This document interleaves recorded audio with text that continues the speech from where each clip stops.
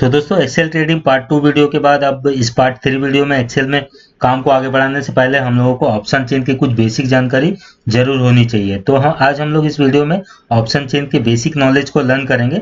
अगर आप option chain के बेसिक को जानते हैं तो भी आपसे रिक्वेस्ट है कि आप इस वीडियो को देखें और मैं उम्मीद करता हूँ कि आप जरूर कुछ नया सीख पाएंगे।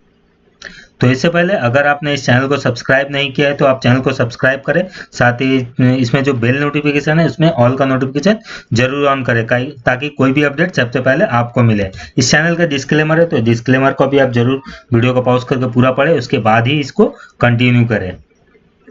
तो आइए हम लोग ऑप्शन चेन को देखते हैं और समझते हैं कि ऑप्शन चेन क्या है और इसकी क्या उपयोगिता या इंपॉर्टेंस है। तो ऑप्शन चेन को ओपन करने के लिए सबसे पहले आपको एनएससी के वेबसाइट पे जाना होगा। इसके लिए आपको अपने ब्राउजर पर या इंटरनेट एक्सप्लोरर में एनएससी वेबसाइट लिखना होगा। जब आप सर्च करेंगे तो वहाँ पर एक लिंक आएगा, पहले पे ही आप देख सकते हैं। यहाँ पर इस लिंक को आपको क्लिक करना होगा, पहला लिंक को ही आपको क्लिक करना है।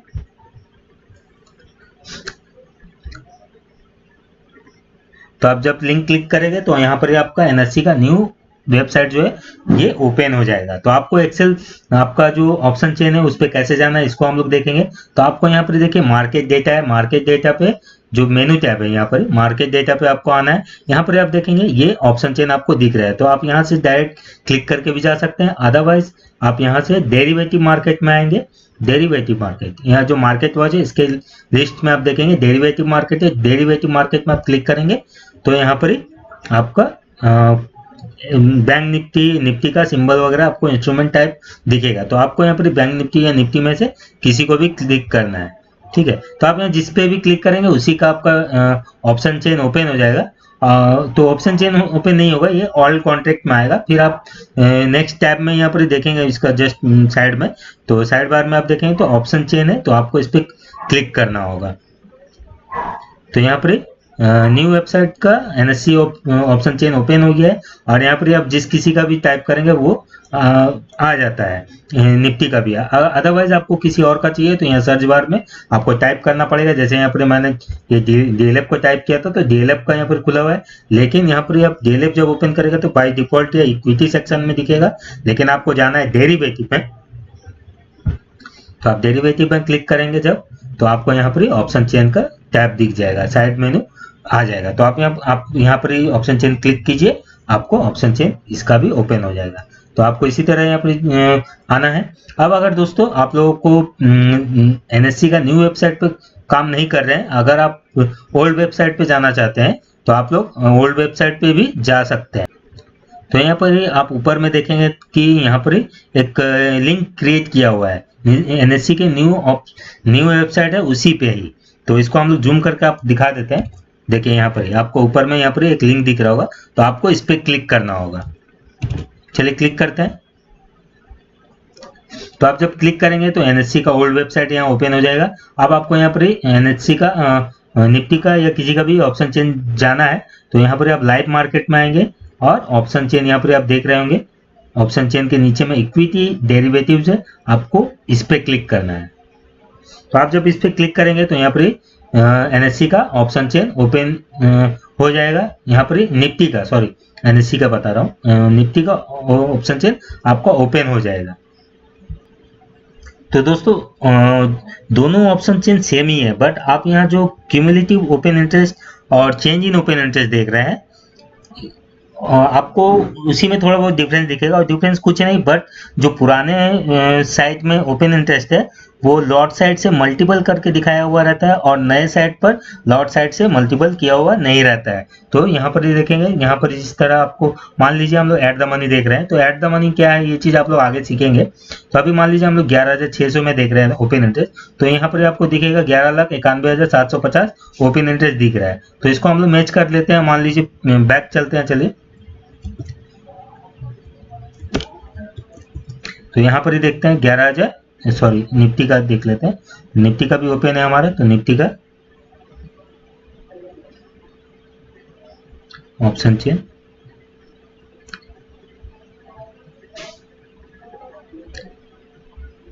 तो हम लोग देख रहे थे 11,600 शायद, तो एक बार फिर से कंफर्म कर लेते हैं 11,600 का, ठीक है। तो 11,600 का आप देखेंगे यहाँ पर क्या दिख रहा होगा, ये देखिए यहाँ पर इसी 15,890 दिख रहा है। तो आप जब इसको 75, अब जैसा इसका लॉट साइज है तो आप इसको जब 75 से मल्टीप्लाई करेगा तो जो ये वैल्यू आपका पुराने वेबसाइट पे दिख रहा है, पुराने एनएससी के वेबसाइट पे, यही वैल्यू आपका आएगा। चेंज इन ओपन इंटरेस्ट में भी वही केस है, सेम केस है। आपको 75 यानी कि 1 लॉट जो है उसके साथ इसको मल्टीप्लाई करना होगा। उसके बाद आपका वैल्यू जो है सब दोनों वेबसाइट में सेम ही आपको दिखेगा। अब हम ऑप्शन चेन के कंपोनेंट को समझ लेते हैं ताकि आगे हम किसी भी चीज को लेकर कंफ्यूज ना रहे।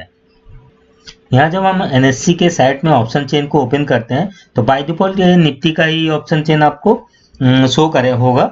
बाकी आप यहाँ से किसी भी स्क्रिप्ट या को चाहे वो इंडेक्स हो या फिर स्टॉक को आप यहाँ से इसे चेंज कर सकते हैं। और यहाँ पर उसी स्टॉक या इंडेक्स का ऑप्शन चेन आएगा जो फ्यूचर एंड ऑप्शन के स्टॉक है या स्क्रिप्ट है। इसे हम इसी एनएससी साइट की मदद से जान सकते हैं। अदरवाइज एक्सेल ट्रेडिंग के पार्ट 2 वीडियो में हम लोगों ने जाना है कि फ्यूचर एंड ऑप्शन के स्क्रिप्ट को कैसे आप डाउनलोड कर सकते हैं और किस तरह से इनका उपयोग ऑप्शन चेन डेटा पुल के लिए कर सकते हैं। अगर आपने एक्सेल ट्रेडिंग के प्लेलिस्ट को नहीं देखा है, पार्ट 2 वीडियो को नहीं देखा है, तो आप उस वीडियो को जरूर देखें। अब आप यहाँ ऑप्शन चेन देख रहे हैं और ऊपर से में अंडरलाइंग स्क्रिप्ट का नाम और करंट प्राइस दिखेगा with update date and time. अब आप यहाँ पर एक्सपायरी देख रहे होंगे, ठीक है। तो ये एक्सपायरी डेट क्या है और इसकी क्या उपयोगिता है ये हम लोग समझेंगे। तो एक्सपायरी डेट वह डेट होता है जो, चलिए इसको हम लोग थोड़ा एक्सपायरी डेट दिखाते हैं। देखिए जब आप यहाँ पर क्लिक करेंगे तो आपका एक्सपायरी डेट एक्सपेंड हो जाएगा। तो एक्सपायरी डेट वह डेट है जब तक कि आपका डेरिवेटिव कॉन्ट्रैक्ट वैलिड रहता है। इस वैलिडिटी डेट के अंदर आप ऑप्शन को एक्सरसाइज भी कर सकते हैं या फिर प्रॉफिट एंड लॉस को भी रियलाइज कर सकते हैं और इसको वर्टलेस एक्सपायर भी होने दे सकते हैं। बट एक्सपायरी डेट के बाद कॉन्ट्रैक्ट का कोई भी वैलिडिटी नहीं रह जाता है। तो यहाँ एक नया टर्म आता है डेरिवेटिव कॉन्ट्रैक्ट, तो इसको आप नोट कर ले और इसे हम आगे समझेंगे। तो फिर बात आती है कि एक्सपायरी डेट कब कब का हो सकता है। तो सिंपल है, अगर स्टॉक की बात करें तो एक्सपायरी मंथ एंड का जो लास्ट थर्सडे होता है या स्टॉक का एक्सपायरी डेट होता है, ठीक है। बट अगर month last Thursday NSC holiday आ जाता है तो एक्सपायरी थर्सडे के पहले कराया जाता है, यानी कि बुधवार को एक्सपायरी हो जाएगा। और इसी तरह एक्सपायरी स्टॉक का ना होकर इंडेक्स का एक्सपायरी हो तो इनका एक्सपायरी मंथ एंड थर्सडे के अलावा हर सप्ताह यानी कि वीकली एक्सपायरी होता है और ये भी थर्सडे को ही होता है, बावजूद उस दिन कोई एनएससी हॉलीडे ना रहे। यदि रहता है तो थर्सडे के पहले जो भी ट्रेडिंग डे होगा उसी दिन एक्सपायरी करा दिया जाएगा। तो यहाँ पर आप देख रहे हैं ये आपका निफ्टी का है। अब इसमें आपको दिखेगा मंथली एक्सपायरी का डेट भी दिखेगा और यहाँ पर वीकली एक्सपायरी का डेट भी दिखेगा। अगर आप इसी तरह इसमें देखेंगे, मान लीजिए कोई स्टॉक का, तो वहाँ पर ही आपको फिर सिर्फ मंथली एक्सपायरी डेट ही दिखेगा, ठीक है।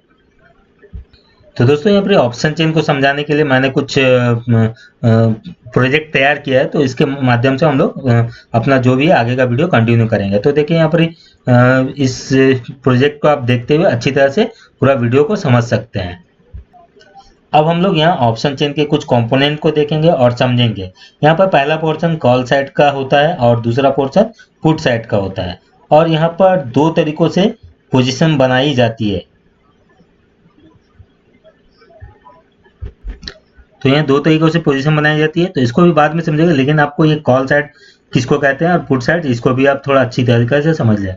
तो देखिए ऑप्शन चेन के ये दो भाग जो है, ठीक है, इसको यहाँ पर ऊपर में जो लिखा हुआ है कॉल साइड, आप इसको आइडेंटिफाई कर सकते हैं। और पुट यहाँ लिखा है तो ये पुट साइड हो गया। तो पुट का भी कंपोनेंट यहाँ पर सेम है, ठीक, कॉल का भी कंपोनेंट इसी तरह है। मतलब कॉल का जो कंपोनेंट यहाँ पर ऊपर में दिख रहा है मेनू में, वो जस्ट यहाँ पर भी आपको दिखेगा पुट साइड में भी। अब यहाँ पर बीच में जो स्ट्राइक प्राइस है वो दोनों का सेम रहता है, जस्ट इसको एक डिवाइड के हिसाब से दिया गया है। तो हम लोग आगे देख लेंगे कि इन सभी का क्या क्या और यूज हो सकता है। तो कॉल ऑप्शन को जो है हम लोग सीई भी बोलते हैं और पुट ऑप्शन को हम लोग पीई भी बोलते हैं। तो इस चीज को आप लोग याद रखिए।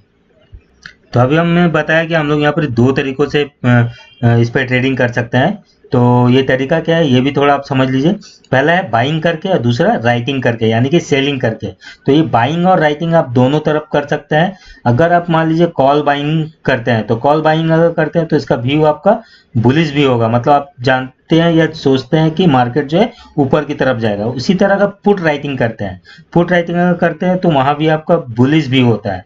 तो पुट राइटर या कॉल बायर ये दोनों का व्यू बुलिश होता है। और अगर मान लीजिए पुट को आप लोग बाई कर रहे हैं यहाँ पर, ठीक है, तो ये बेयरिश भी होता है। और उसी तरह अगर आप लोग कॉल को राइट कर रहे हैं तो ये भी बेयरिश भी होता है। तो यहाँ पर कॉल राइटर और सेलर जो हम लोग बोलते हैं, राइटर कौन है और सेलर कौन है, तो ये दोनों सेम ही है। और राइटर और सेलर दोनों का काम मतलब राइटिंग करना होता है।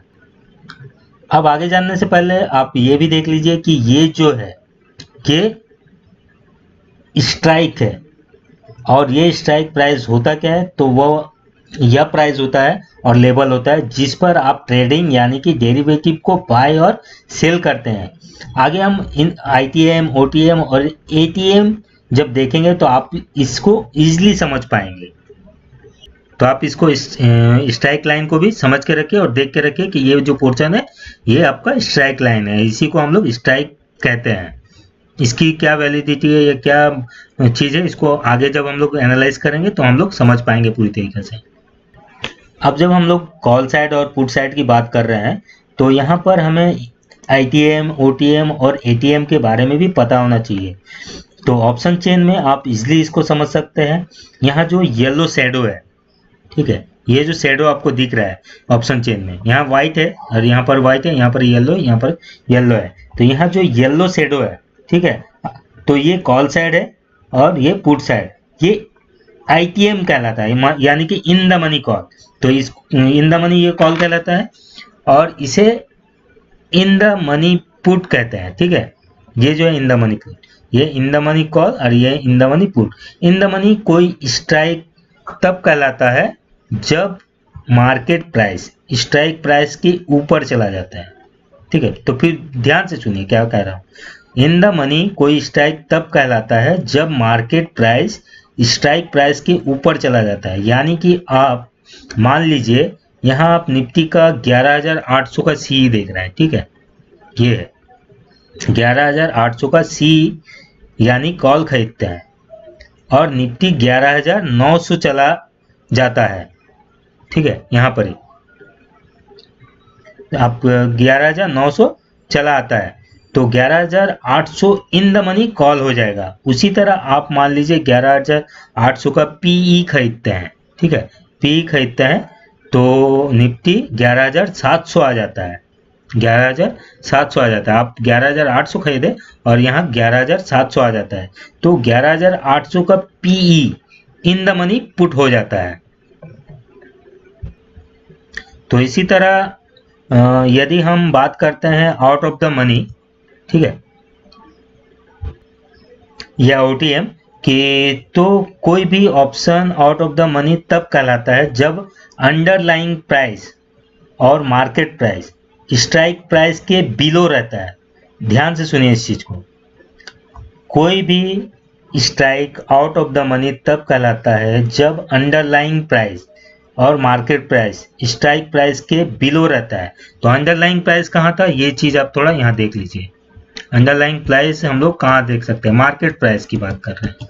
तो यहाँ पर ही आप ऊपर में देखेंगे अंडरलाइंग प्राइस ये रहता है, तो इसको यहाँ आप देख सकते हैं, इसको अंडरलाइंग प्राइस कहते हैं।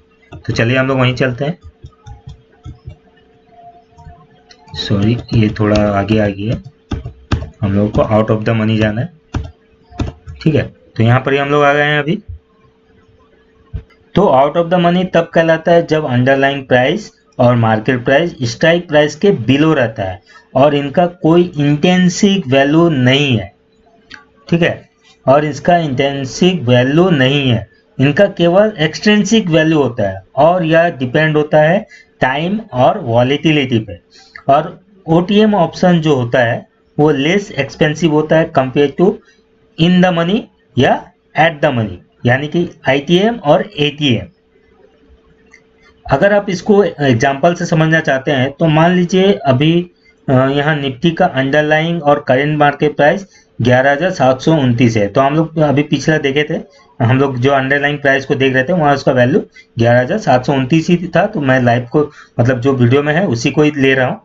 तो 11,729 है, और यदि इसको नियर प्राइस में राउंड अप करते हैं, मतलब उसका नियर प्राइस में ला देते हैं, तो ये 11,700 हो जाता है। तो अब कॉल साइड में 11,700 के ऊपर का जितना भी स्ट्राइक है, ठीक है, कॉल साइड में यहाँ पर राउंड अप किया हुआ है 11,700, तो कॉल साइड में 11,700 का ऊपर का जितना भी स्ट्राइक है वो OTM है, क्योंकि अंडरलाइंग वैल्यू स्ट्राइक वैल्यू या स्ट्राइक प्राइस के बिलो है। उसी तरह पुट साइड में, ठीक है, उसी तरह पुट साइड में 11,700 के नीचे, 11,700 के नीचे जितना भी स्ट्राइक है वो सब OTM कहलाएगा। तो इस चीज को पूरा तरीका से आप दिमाग में बैठा लीजिए, आप लोग पूरा समझ जाएंगे इस चीज को अगर आप लोग अच्छा से ध्यान से देखते हैं। तो एग्जाम्पल को मैंने यहाँ पर ही शो भी कर दिया है। आपको अगर मेरी भाषा समझने में थोड़ा दिक्कत आ रहा है तो आप यहाँ पर इस एग्जाम्पल को पढ़ सकते हैं और समझ सकते हैं इस चीज को। तो अब हम लोग आगे बात करेंगे ATM की। तो यहाँ पर ये OTM का पूरा क्लियर मैंने पिक्चर डाल दिया है, तो ये भी आप देख लीजिए। अब यहाँ पर जो अंडरलाइंग वैल्यू बात कर रहे थे उसको भी मैंने यहाँ पर डाल दिया है, ताकि हम लोग कंफ्यूज ना रहे किसी भी चीज पे। अब यदि ATM ऑप्शन या एट द मनी ऑप्शन की बात करें तो ये स्ट्राइक जो होता है लगभग जो अंडरलाइंग वैल्यू, ठीक है, जो अंडरलाइंग वैल्यू है यहाँ पर ये 11,729 जो अंडरलाइंग वैल्यू है, सॉरी मैंने थोड़ा बैक कर दिया इसको, ठीक है, ये अंडरलाइंग वैल्यू जो है या मार्केट प्राइस उसके नियर ही रहता है। जैसे यहाँ पर 11,700 का स्ट्राइक ही ATM ऑप्शन है, ठीक है, ATM या एट द मनी ऑप्शन है। कई कंडीशन में आप नियर के स्ट्राइक जैसे 11,650 या 11,700 और 11,750 को भी ATM कह सकते हैं। अब यहाँ हम लोग थोड़ा एक छोटा नोट या डिटेल रिकॉल कर सकते हैं। तो देखिए यहाँ पर इसको मैंने रिकॉल करने के लिए रखा है, तो इसको हम लोग चलिए थोड़ा फॉरवर्ड करते हैं। यहाँ पर पहला in the money option put side में तब होता है, in the money option, out of the money option, at the money option. तो in the money option put side में तब होता है जब अंडरलाइंग वैल्यू स्ट्राइक प्राइस से कम होता है, और कॉल साइड में अंडरलाइंग प्राइस जो है वो बड़ा होता है स्ट्राइक प्राइस से, ठीक है। अब इसको राइटिंग में इसलिए दिया हो कि आप लोग इसलिए इसको समझे। अब दूसरा हम लोग बात करते हैं out of the money option. Put side में तब होता है जब अंडरलाइंग प्राइस बड़ा होता है स्ट्राइक प्राइस से, जब अंडरलाइंग प्राइस बड़ा होता है स्ट्राइक प्राइस से या मार्केट प्राइस बड़ा होता है स्ट्राइक प्राइस से, और कॉल साइड में अंडरलाइंग प्राइस जो है वो कम होता है स्ट्राइक प्राइस से। तीसरा एट द मनी। तो eight the money put side में अंडरलाइंग प्राइस जो है उसके इक्वल रहता है, या कॉल साइड में भी अंडरलाइंग प्राइस जो है वो इक्वल रहता है। तो दोनों साइड इक्वल ही रहता है, कॉल और पुट दोनों में एट द मनी। अब हम लोग आते हैं ऑप्शन चेन के मेन कंपोनेंट को, जिसके समझे बगैर हम ऑप्शन चेन को एनालाइज ठीक से नहीं कर सकते हैं। यहाँ आप देख सकते हैं मैंने कंपोनेंट को डार्क कलर में मार्क किया हुआ है, और जो मेन कंपोनेंट है उसमें ओपन इंटरेस्ट OI, यहाँ पर जो है ओपन इंटरेस्ट इसको OI बोलते हैं, या चेंज इन ओपन इंटरेस्ट, ठीक है, वॉल्यूम, IV और इम्प्लाइड वॉलेटिलिटी। IV को हम लोग इम्प्लाइड वॉलेटिलिटी भी बोलते हैं, और LTP और लास्ट ट्रेडिंग प्राइस, ठीक है, LTP या लास्ट ट्रेडिंग प्राइस। और फिर साथ ही हम लोग यहाँ पर बीट क्वांटिटी, आस्क क्वांटिटी और bid price, ask quantity, ask price, और इसको थोड़ा हम लोग आगे पूरा तरीके से समझेंगे, ठीक है। ये जो 4 पॉइंट है यहाँ पर net changes, bid quantity, bid price, ask price, तो इसका उतना हम लोग वॉच नहीं करते हैं, लेकिन नेट चेंजेस यहाँ पर मैंडेटरी है, इसको भी हम लोग थोड़ा बहुत जरूर समझेंगे। इसको समझने के बाद हम लोग आगे जो हम लोग ऑप्शन चेन का एनालिसिस करेंगे या जो भी आगे का वीडियो होगा उसमें आपका बहुत ही हेल्पफुल रहेगा। इन पॉइंट को आपको जरूर समझना है। तो दोस्तों सबसे पहला और मेन कंपोनेंट क्या है इसमें ओपन इंटरेस्ट, और यही पर डेरिवेटिव कॉन्ट्रैक्ट जो आगे हम लोग नोट करवाए थे उसमें हमें यहाँ समझ पाएंगे डेरिवेटिव कॉन्ट्रैक्ट क्या है और इसको क्या यूज है, तो इसको हम लोग समझेंगे। जनरली यहाँ हम लोग जिस डेरिवेटिव को जानते हैं वो है फ्यूचर और ऑप्शन। इसके अलावा भी फॉरवर्ड एंड स्वैप डेरिवेटिव होते हैं, और ये डेरिवेटिव एक फाइनेंशियल कॉन्ट्रैक्ट या अनुबंध होता है जिसमें अंडरलाइन एसेट्स की वैल्यू या प्राइस का को ड्राइव किया जाता है, ठीक है।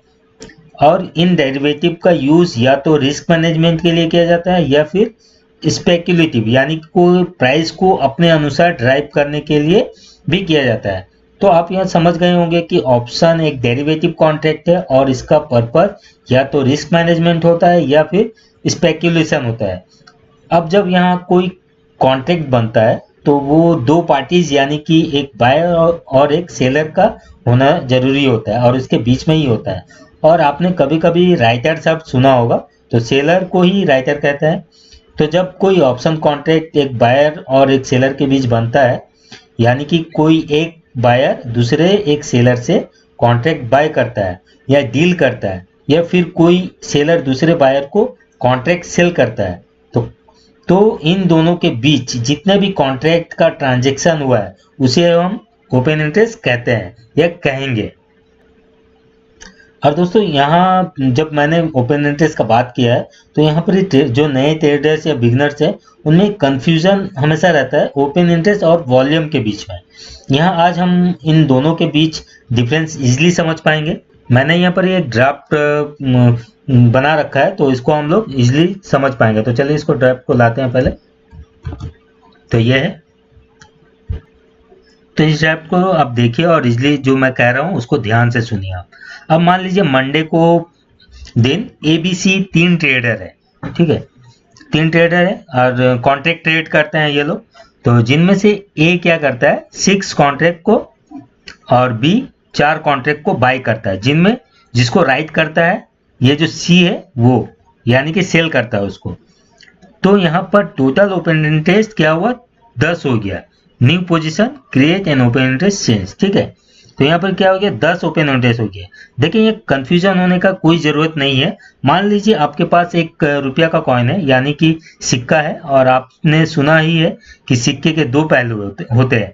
यहाँ पर भी दो पहलू बायर और सेलर है, बट दो पहलू के बावजूद सिक्का एक ही रहता है और यहाँ पर भी बायर सेलर एक ट्रांजेक्शन करते हैं। अब अगला जो हम लोग देखेंगे ट्यूसडे को क्या हो रहा है उसको देखते हैं। ट्यूसडे को या मंगलवार को AB कोई ट्रांजैक्शन नहीं करता है, ठीक है, और पोजीशन को होल्ड रखता है। पर C अपने 10 कॉन्ट्रैक्ट में 8 कॉन्ट्रैक्ट एक नए सेलर D को सेल कर देता है, ठीक है। यहाँ पर आप देखिए इसको D को सेल कर देता है। तो यहाँ ध्यान देने वाली बात यह है कि जब कोई ओपन पोजीशन किसी को ट्रांसफर किया जाता है तो वहां ओपन इंटरेस्ट में कोई भी चेंजेस नहीं आता है और टोटल ओपन इंटरेस्ट सेम रहता है। बट वॉल्यूम जो है मंगलवार को 8 रहता है। यहाँ पर देखिए, यहाँ पर ये क्या है 10 वॉल्यूम हो गया, और यहाँ पर क्या है ये 8 वॉल्यूम हो गया। ओपन इंटरेस्ट 10 का 10 ये रह गया, लेकिन आज ट्रेड कितना हुआ ये 8 हुआ, तो ये 8 वॉल्यूम हो गया यहाँ पर। अब जब वेडनेसडे बुधवार को हम लोग बात करते हैं तो यहाँ पर मार्केट ओपन होता है। तो जो A क्या है वो 3 कॉन्ट्रैक्ट, ठीक है, A 3 कॉन्ट्रैक्ट, B 2 कॉन्ट्रैक्ट और जो C है वो 2 कॉन्ट्रैक्ट D से बाई करता है, ठीक है, D से बाई करता है। तो टोटल 7 कॉन्ट्रैक्ट ऐड होता है और ओपन इंटरेस्ट 15 हो जाता है। और यहाँ आज का जो वॉल्यूम रहता है वो 7 रहता है, ठीक है, आज का जो वॉल्यूम है 7 रहता है। तो यहाँ कंपोनेंट में जो वॉल्यूम होता है वो करेंट डे वॉल्यूम शो होता है। अब तक आप ओपन इंटरेस्ट और वॉल्यूम को समझ ही चुके होंगे। अब हम लोग इसी एग्जांपल में चेंज इन ओपन इंटरेस्ट को भी समझ लेते हैं। तो चेंज इन ओपन इंटरेस्ट पूरे दिन के दौरान ओपन इंटरेस्ट में क्या बदलाव आया है उसे दर्शाता है, ठीक है। ये जो ओपन इंटरेस्ट है डेली का, इसमें क्या चेंजेस है उसको दर्शाता है। जैसे मंडे को न्यू कॉन्ट्रैक्ट क्रिएट किया गया और चेंज इन ओपन इंटरेस्ट क्या हुआ 10 है। फिर नेक्स्ट ट्यूसडे या मंगलवार को कोई चेंज इन ओपन इंटरेस्ट नहीं है, और बुधवार वेडनेसडे को पिछले ओपन इंटरेस्ट की तुलना में 5 कॉन्ट्रैक्ट ऐड हुआ है। इसे ऑप्शन चेन में देखेंगे हम लोग, यहाँ पर देख रहे हैं जो, तो यहाँ जो नेगेटिव चेंज है वो दर्शाता है कि यहाँ पर क्या ये चेंजेस आ रहा है। नेगेटिव ये मतलब, सॉरी मैं थोड़ा स्लिप ऑफ टंग हुआ। जो चेंज इन ओपन इंटरेस्ट है वो डे के अंदर में क्या नेगेटिव या क्या positive change in open interest है, वो हमें बताता है चेंज इन ओपन इंटरेस्ट। तो इसको मैंने नेक्स्ट स्लाइड में यहाँ पर इसलिए इसको रखा है। तो यहाँ पर चेंज इन ओपन इंटरेस्ट कितना है, पहला दिन का 10 चेंज इन ओपन इंटरेस्ट है, और दूसरा दिन कोई भी चेंज इन ओपन इंटरेस्ट नहीं हुआ, और तीसरा दिन जो बुधवार को है वो 5 चेंज इन ओपन इंटरेस्ट हुआ है। तो अब हम नेक्स्ट स्लाइड में जाते हैं। ये है, तो यहाँ पर आप देखेंगे जो negative change in open interest है, ठीक है, तो क्लोजिंग पोजीशन है ये। तो इसमें देखेंगे जो नेगेटिव जो चेंज इन ओपन इंटरेस्ट दिख रहा है, तो इसका मतलब पोजीशन को क्लोज किया गया है, ठीक है, चाहे वो कॉल साइड है या पुट साइड। तो यहाँ मार्क भी कर दिया मैंने ताकि आप इसको पढ़ के भी इजीली समझ पाए। अब यहाँ पर जो positive change in open interest दिख रहा है आपको, ये क्या है, ये नया पोजीशन क्रिएट किया गया है, ठीक है। अगर positive change in open interest है वो नया पोजीशन क्रिएट किया है, और जो नेगेटिव है वो पोजीशन क्लोज किया है। तो देखिए यहाँ पर भी है positive change in open interest, मतलब ओपन किया गया है एक नया पोजीशन, और जो negative change in open interest है इसका मतलब यह है कि एक मतलब पोजीशन को क्लोज किया गया है। तो अब यहाँ पर हम लोग थोड़ा आईवी को भी समझ लेते हैं। तो आईवी का हम लोग पूरा जो नाम बोलते हैं वो एम्प्लाइड वॉलेटिलिटी कहा जाता है इसको, और यह एक ऐसा टूल है जो यह बताता है कि प्राइस कितना मूव कर सकता है एक टाइम के अंदर, ठीक है। कोई टाइम है उसके अंदर में एक प्राइस कितना मूव कर सकता है वो हमें बताता है, और इससे आप यह भी एस्टिमेट कर सकते हैं कि ऑप्शन का प्राइस ज़्यादा है या कम। जनरली आईवी इंक्रीज हो जाता है जब कोई बिग न्यूज़ या अनाउंसमेंट होने वाला रहता है, और जैसे कि न्यूज़ इवेंट ख़त्म हो जाता है वैसे ही आईवी जो है वो डिक्रीज होने लग जाता है। अब यहाँ पर हम लोग एलटीपी को थोड़ा देख लेते हैं। तो आशा करता हूँ थोड़ा जो एक रफ नॉलेज है आईवी का आपको यहाँ पर मिल गया होगा कि आईवी जो है एक इम्प्लाइड वॉलेटिलिटी है, और इसमें हम लोग प्राइस का रेंज मतलब प्राइस कितना फ्लक्चुएट होगा ये हमें पता चलता है। इसका भी बहुत सारा फैक्टर होता है, तो इसको हम लोग अगला कोई वीडियो अगर रहता है तो उसमें हम लोग डीप में इसके बारे में समझेंगे। तो फिलहाल रफ नॉलेज के लिए यही आप रखिए कि आईवी अगर इंक्रीज हो जाता है तो इसका मतलब वॉलेटिलिटी मतलब बढ़ गया है, तो कुछ न्यूज़ या कुछ भी है प्राइस जो है मूवमेंट बहुत ज़्यादा होने वाला है। कम रहे तो फिर वहाँ पर भी कुछ न्यूज़ वगैरह जो था वो चल गया या खत्म हो गया, ऐसा हो सकता है। तो अब हम यहाँ पर देखेंगे एलटीपी को। तो एलटीपी को लास्ट ट्रेडिंग प्राइस कहते हैं हम लोग, और साथ ही लास्ट डे के तुलना में आज ऑप्शन के प्राइस में क्या चेंजेस आया है, ठीक है। ऑप्शन चेंज जो मतलब ये एलटीपी जो है लास्ट डे का जो तुलना करते हैं हम लोग, मान लीजिए तो आज ऑप्शन चेन का। सो ये दोस्तों यहाँ पे वीडियो डिस्टर्ब हो गया था। तो देखिए एलटीपी के बारे में हम लोग बात कर रहे थे। तो एलटीपी यहाँ पर जो ऑप्शन का जो लास्ट ट्रेडिंग प्राइस है वो शो करता है, और जो यहाँ पर नेट चेंजेस है तो प्रीवियस डे के तुलना में जो आज प्राइस क्या चेंजेस आया है वो यहाँ पर शो होता है। आप यहाँ पर इसको देख सकते हैं कि कितना परसेंटेज का चेंज है, वो नेट चेंज में आप लोग देख सकते हैं। उसी तरह जो यहाँ पर बीट क्वांटिटी या बीट आस्क क्वांटिटी या आस्क बीट प्राइस या आस्क प्राइस जो है वो क्या बताता है, इसको अभी हम लोग थोड़ा देख लेते हैं। तो मान लीजिए जो बीट क्वांटिटी और बीट प्राइस है वो हमें ये बताता है कि कितने बायर कितने प्राइस पे बाई करने के लिए खड़े हैं, ठीक है, कितने बायर कितने बाइंग प्राइस पे खड़े हैं बाई करने के लिए। उसी तरह आस्क क्वांटिटी और आस्क प्राइस जो है यह बताता है कि कितने सेलर कितने प्राइस पे खड़े हैं सेल करने के लिए, ठीक है। तो इजी है दोस्तों, ये आप इजीली समझ गए होंगे मुझे लगता है। तो दोस्तों यहाँ आज जाने की तो दोस्तों आप यहाँ पर आज जाने हैं कि ऑप्शन चेन क्या है और इसके कितने कंपोनेंट है और इसकी क्या डेफिनेशन है। अब नेक्स्ट वीडियो में हम लोग जानेंगे कि ऑप्शन चेन का यूज हम अपने एनालाइज में कैसे कर सकते हैं, और साथ ही अपने ऑप्शन चेन के एक्सेल को कंटिन्यू करते हुए उसमें हम लोग ऑप्शन के एक्सपायरी डेट्स को कैसे कैलकुलेट कर सकते हैं और एक्सपायरी डेट को कैसे यूज करना है उसे सीखेंगे। तो इस वीडियो के बाद नेक्स्ट वीडियो को भी आप जरूर देखिएगा। तो आशा करता हूं कि दोस्तों आप लोगों को इस वीडियो में से जरूर कुछ ना कुछ सीखने मिला होगा। आपको वीडियो पसंद आता है तो वीडियो को लाइक कीजिए और साथ ही अपने मित्रों के साथ भी इसे शेयर कीजिए और कमेंट कीजिए कि आपको ये वीडियो कैसे आया और आपको इससे कुछ नया सीखने मिला या नहीं। तो वीडियो को मैं यहीं वाइंड अप करता हूँ। अगला वीडियो आप लोगों के लिए जल्दी अपलोड करूंगा और आशा करता हूँ कि आप लोग भी बेसब्री से इंतजार कर रहे होंगे। तो ठीक है दोस्तों, धन्यवाद।